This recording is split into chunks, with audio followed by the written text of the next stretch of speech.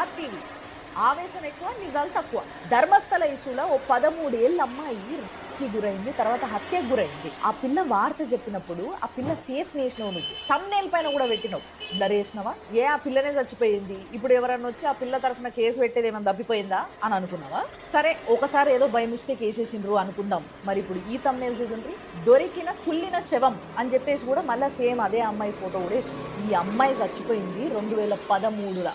అంటే ఆమెని పాతి పెట్టి కూడా 13 ఏళ్ళు దాటిపోయింది. జర్నలిజం చాలా దూరం పక్కకు పెట్టేసేది. అట్లీస్ట్ జనరల్ సైన్స్ అన్న తెలిసి ఉండాలి కదా. 13 ఏళ్ల తర్వాత ఏం మిగులుతుంది పాతి పెడితే అని.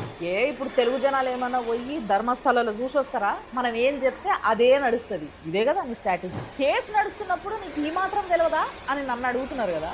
ఒక కేసు అన్నప్పుడు నిజానిజాలు ఎట్లుంటాయి అనేది మీ ఛానల్ పెద్ద ఆయన అడుగుండ్రి. ఆయన కూడా ఒక బాధితుడే కదా.